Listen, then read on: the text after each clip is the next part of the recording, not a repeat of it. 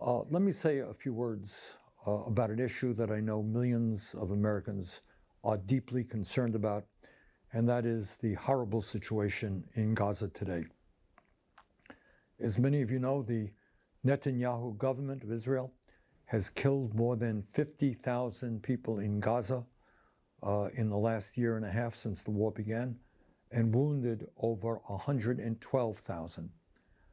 2 weeks ago, as you may know, the Netanyahu government broke the ceasefire, endangering the lives of the remaining hostages. And in those 2 weeks, just the last 2 weeks, they have killed 320 children and wounded more than 600 other kids.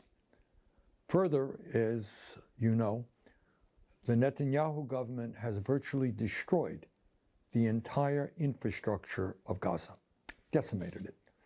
Over 90% of the housing has been damaged or destroyed. Hundreds of schools have been bombed. Every university has been bombed. The entire healthcare system has been virtually annihilated. Water systems and wastewater plants have been destroyed.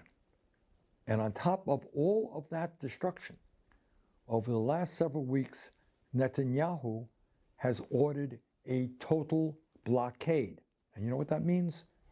It means that over the last 30 days, there has been absolutely no humanitarian aid getting into Gaza, no food, no water, no medicine, no fuel, and that is for an entire month.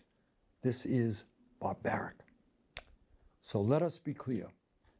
The United States must end our complicity in these atrocities. We cannot be part of this any longer.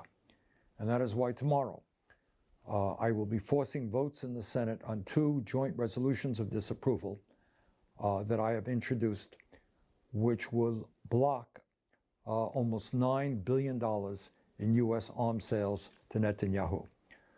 These resolutions would stop the sale of more than 40,000 bombs, including tens of thousands of massive 2,000-pound bombs that can level an entire city block. That's how powerful these bombs are.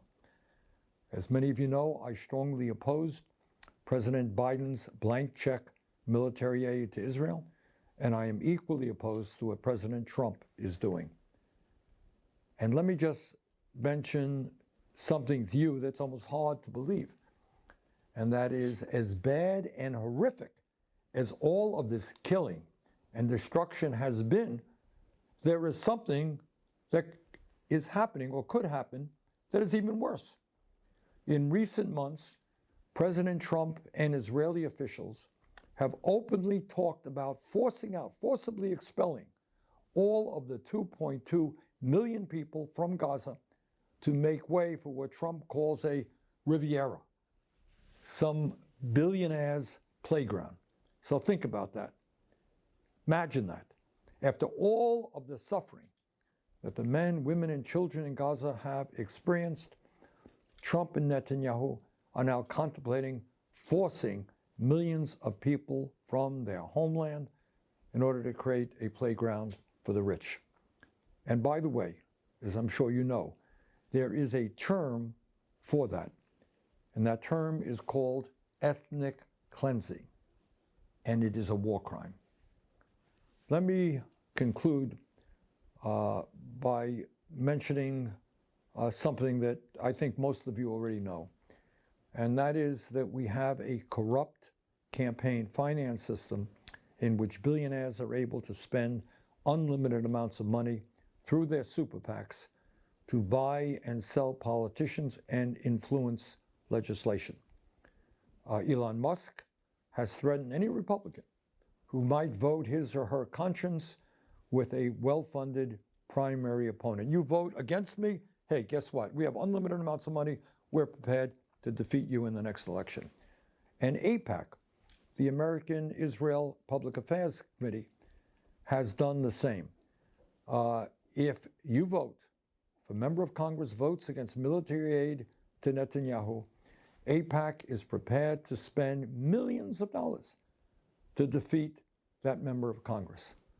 And by the way, this is not just idle chatter.